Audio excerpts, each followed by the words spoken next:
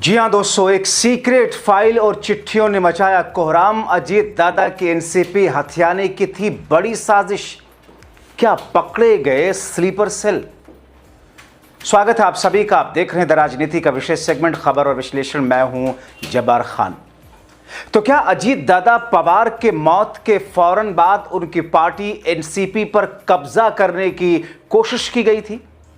क्या इसीलिए एनसीपी में अपने 3 बड़े नेताओं को भारतीय जनता पार्टी ने स्लीपर सेल के तौर पर बहुत पहले से लगा रखा था? तो क्या अब जब अजीत दादा पवार के प्लेन क्रैश हादसे के बाद में एफआईआर दर्ज कराने में उनके भतीजे ने कामयाबी हासिल की है, तो फिर उनकी पार्टी को हथियाने वाली जो बड़ी बात है और जिसमें 2 चिट्ठियों का एक्सपोज करने वाला भयंकर खुलासा हुआ है, क्या अब महाराष्ट्र की राजनीति नए सिरे से उथल पुथल के दौर में जा रही है? विस्तार से दोस्तों आपको सब कुछ बताते हैं, क्योंकि दोस्तों सबसे बड़ा सवाल यह है और सबसे बड़ा खुलासा जो हुआ, किसने किया यह खुलासा, किन 2 चिट्ठियों का हवाला दिया गया और उन चिट्ठियों के सामने आने के बाद में सुनेत्रा पवार ने कौन सा एक्शन लिया है। क्योंकि यही सवाल कि अजीत पवार की मौत के बाद पार्टी पर कब्जा करने की कोशिश हुई थी और किसी की शह पर। दोस्तों, अजीत पवार के भतीजे रोहित पवार ने एक ऐसा दावा किया जिससे महाराष्ट्र से दिल्ली तक कोहराम मच गया। खुलासा करते हुए उन्होंने कहा, एनसीपी पर प्रफुल्ल पटेल और प्रदेश अध्यक्ष सुनील तटकरे ने कब्जा करने की कोशिश की। और जानते हैं ये दोनों कौन है? ये दोनों ही सबसे कद्दावर नेताओं में से, बड़े नेताओं में से, जिनकी पहुंच सुनेत्रा पवार से नजदीकी जितनी है उससे 10 गुना ज्यादा मोदी, शाह और फडणवीस की इनकी है। इन दोनों के ऊपर यह आरोप लगा कि ये दोनों अजीत दादा पवार के पास के मौत के बाद मौके का इंतजार कर रहे थे और कदम उठा लिया था पार्टी पर कब्जा करने की। किसके इशारे पर? बीजेपी के इशारे पर, जिसे सही मौके पर जिसका भंडाफोड़ हुआ और बड़ी मुश्किल से सुनेत्रा पवार ने विफल कर दिया। दोस्तों, अजीत दादा पवार के भतीजे और विधायक रोहित पवार ने अपने दावे के समर्थन में प्रफुल्ल पटेल और सुनील तटकरे द्वारा चुनाव आयोग को 2 चिट्ठियां जो भेजी गई थी वो पेश कर दी। आखिर चुनाव आयोग को चिट्ठी क्यों भेजी थी और किस बात के लिए भेजी थी प्रफुल्ल पटेल और सुनील तटकरे ने? जाहिर है ऐसे खुलासे से महाराष्ट्र और एनडीए महायुति गठबंधन में कोहराम मचना स्वाभाविक था। हुआ भी वही। सुनेत्रा पवार ऐसे लोगों पर एक्शन लेने जा रही हैं जो पार्टी में उनकी और उन अजीत दादा पवार की एनसीपी में रहते हुए बीजेपी के लिए स्लीपर सेल के तौर पर काम कर रहे थे। दोस्तों, बीजेपी का यह सीक्रेट एजेंडा कि दूसरी पार्टियों में खास तौर पर अपने सहयोगी दलों में अपने स्लीपर सेल के तौर पर कुछ नेताओं को रख दिया जाए। जैसे जेडीयू में आप देखिए, ललन सिंह, संजय झा, खुलेआम इन लोगों के ऊपर बीजेपी के स्लीपर सेल होने का आरोप नहीं लगता, बल्कि तो कहा जाता है कि नीतीश से ज्यादा लॉयल्टी इनकी मोदी और शाह के लिए। अब ऐसे में अजीत दादा पवार के एनसीपी में 3 बड़े नेताओं को बीजेपी ने अपने लिए काम पर लगा रखा था। दोस्तों, चिट्ठियां क्या है जो चिट्ठियां इन लोगों ने भेजी और जिन चिट्ठियों का खुलासा हुआ दोस्तों, और ये तीनों नेता कामयाब भी हो जाते अगर सही समय पर यह पता न लगता और सुनेत्रा पवार एक्शन न लेती, तो शायद आज अजीत दादा की एनसीपी से सुनेत्रा पवार ही बाहर कर दी जाती। अजीत दादा की एनसीपी का बीजेपी में मर्जर हो चुका होता। दोस्तों, अजीत दादा पवार के भतीजे और विधायक रोहित पवार प्रेस कॉन्फ्रेंस करते हैं, एक बड़ा खुलासा करते हुए कहते हैं कि अजीत पवार के निधन के बाद प्रफुल्ल पटेल, महाराष्ट्र के प्रदेश अध्यक्ष सुनील तटकरे ने पार्टी पर कब्जा करने, तोड़ने की कोशिश की बीजेपी में मर्जर के लिए। रोहित ने कहा कि अजीत पवार की मौत 28 जनवरी को हुई।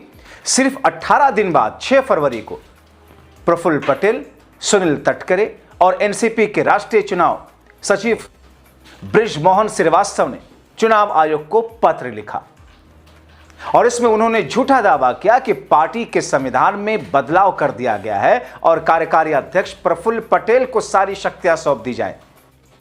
यानी कि एक ऐसी साजिश थी जो उधर अजीत दादा पवार की मौत और इधर चुनाव आयोग को यह चिट्ठी। अजीत पवार ने कहा यह पहले से प्लान किया गया षड्यंत्र था। सुनेत्रा पवार और परिवार के अन्य सदस्यों को अंधेरे में रखा गया। न तो सुनेत्रा पवार को बताया गया और न ही उनके बेटे पार्थ पवार को। एनसीपी के विधायकों को भी कुछ पता नहीं था बाद में जब सुनेत्रा पवार को इसकी जानकारी मिली तो उन्होंने चुनाव आयोग को एक पत्र भेज करके पहले भेजे गए दोनों पत्रों को अमान्य करने की अपील की। दोस्तों, ये तो बहुत बड़ा षड्यंत्र था, ये तो खतरनाक साजिश थी। दोस्तों, रोहित पवार ने मीडिया के सामने दोनों पत्रों को रखे, एक प्रफुल्ल पटेल का 16 फरवरी का पत्र और दूसरा सुनेत्रा पवार का 10 मार्च का पत्र। रोहित पवार ने कहा कि सुनेत्रा पवार जब पार्टी की राष्ट्रीय अध्यक्ष बनी तब उन्हें इस पत्र की जानकारी हो पाई। 10 मार्च को चुनाव आयोग को पत्र लिखकर यह कहा कि 2 जनवरी से लेकर उनके अध्यक्ष बनने तक का कोई भी पत्र स्वीकार न किया जाए मान्यता के लिए। इससे प्रफुल्ल पटेल की कोशिश धराशायी हुई। रोहित पवार ने केंद्रीय मंत्री पीयूष गोयल का भी जिक्र किया। इसलिए मैं कह रहा हूं कि क्या यह बीजेपी के शाह पर सब कुछ हुआ? अजीत दादा पवार के भतीजे रोहित पवार पीयूष गोयल का जिक्र करते हैं कि अजीत पवार की मौत के बाद गोयल ने कहा था कि प्रफुल्ल पटेल अब एनसीपी के अध्यक्ष बन चुके हैं। हालांकि बाद में पीयूष गोयल ने माफी मांगी और कहा कि उनकी जानकारी गलत थी। यानी कि एक ऐसा कॉकटेल था, एक ऐसा मॉकटेल था, एक ऐसा चूचू का मुरब्बा सा बना दिया गया था जिसमें पार्टी के विधायक भी कंफ्यूज हो जाएं और चुनाव आयोग दरअसल प्रफुल्ल पटेल को ही सब कुछ मान ले। इसके साथ ही रोहित पवार ने अजीत पवार के प्लेन क्रैश कांड को जोड़ते हुए इसे साजिश का हिस्सा बताते हुए कहा कि सब साजिश थी। विमान हादसे में कई कोशिशों के बाद महाराष्ट्र में एफआईआर दर्ज नहीं होने पर उनके भतीजे रोहित पवार बेंगलुरु में 0 एफआईआर करते हैं। जैसा कि मैंने आपको कल बताया, एफआईआर में अजीत पवार की मौत के मामले में आपराधिक साजिश का गंभीर आरोप लगा, जबकि बेंगलुरु की हाई ग्राउंड पुलिस स्टेशन ने यह 0 एफआईआर महाराष्ट्र पुलिस को ट्रांसफर की। 0 एफआईआर एक ऐसी पुलिस शिकायत होती है दोस्तों, जैसा कि मैंने आपको बताया था कि किसी भी पुलिस थाने में दर्ज कराया जा सकता है, भले ही अपराध असल में कहीं भी हुआ हो। इसमें 0 इसलिए कहा जाता है क्योंकि जांच के लिए इसे सही पुलिस थाने में भेजने से पहले शुरू में से 0 सीरियल नंबर के साथ रजिस्टर किया जाता है। अब 23 मार्च को दर्ज हुई एफआईआर महाराष्ट्र के बारामती ग्रामीण पुलिस स्टेशन को भेज दी गई। उनका कहना है रोहित का कि उनके चाचा अजीत पवार की मौत कोई सामान्य एक्सीडेंट नहीं थी, एक हादसा नहीं था, एक साजिश, एक षड्यंत्र था, आपराधिक साजिश थी। पहले शिकायतें किए जाने के बावजूद इस मामले को महाराष्ट्र में रजिस्टर नहीं किया गया, जिसके चलते बेंगलुरु जाना पड़ा। किसी तरीके से वहां पर एफआईआर दर्ज हुई।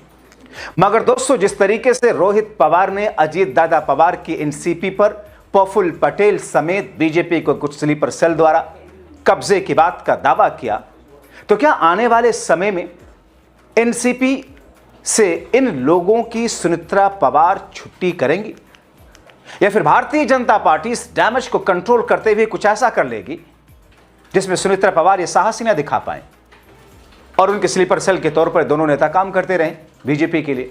हालांकि इस आरोप पर एनसीपी के प्रदेश अध्यक्ष क्या कहते हैं, सुनील तटकरे, कि साहब नहीं, ये बेबुनियाद आरोप हैं, कोशिश हमने नहीं की बल्कि दूसरे लोग कर रहे थे। यानी कि शरद पवार गुट की तरफ उन्होंने इशारा उठाया।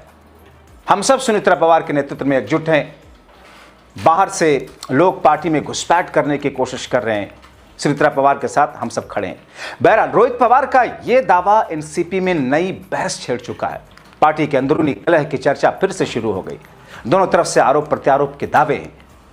मगर आप इन कड़ियों को देखें, जिस तरीके से बिहार का एग्जाम्पल ले लें, दूसरे अलायंस पार्टियों का एग्जाम्पल ले लें, किस अंदाज में भारतीय जनता पार्टी के लिए प्रफुल्ल पटेल सुनील तटकरे के ऊपर बीजेपी के लिए काम करने का आरोप लगता रहा है। और ऐसे में उनकी 2 चिट्ठियां चुनाव आयोग को जो भेजी गई और उसके काउंटर में सुनेत्रा पवार ने पार्टी संभालने के बाद उसे रद्द करने के लिए भेजी, छोटी बात नहीं है। अब सुनेत्रा पवार का साहस देखना है, क्या ऐसे लोगों को पार्टी से बाहर का रास्ता दिखा पाने की हिम्मत वो रखती हैं या फिर नहीं। तो फिर ऐसी स्थिति में आने वाले दिनों में क्या पर्दे के पीछे, कारपेट के नीचे वो जो कॉकरोच की तरीके से कुलबुलाते रहते हैं, अचानक कारपेट उठता है, उसके बाद में उनका तांडव मचना शुरू होता है, क्या महाराष्ट्र की राजनीति में कोई नया तांडव देखने को मिलेगा? या फिर वाकई रोहित पवार महज अपनी खींच मिटाने के लिए, चूंकि अजीत दादा पवार के भतीजे हैं और इसलिए शरद गुट के नेता हैं, विधायक हैं, इसलिए वो इस तरीके से शरद गुट के एनसीपी और अजीत दादा पवार की एनसीपी में मर्जर के लिए सब कुछ कर रहे हैं। ये तो सही समय पर, सही हालात पर, सही स्थितियों से इसका नतीजा निकलेगा।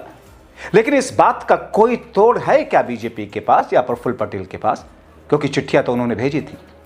आप क्या सोचते हैं दोस्तों? अब इन तमाम कड़ियों को जोड़ करके अपनी राय कमेंट बॉक्स में जरूर लिखें। अभी के लिए इतना ही। अंत तक वीडियो देखने के लिए आप सभी का शुक्रिया।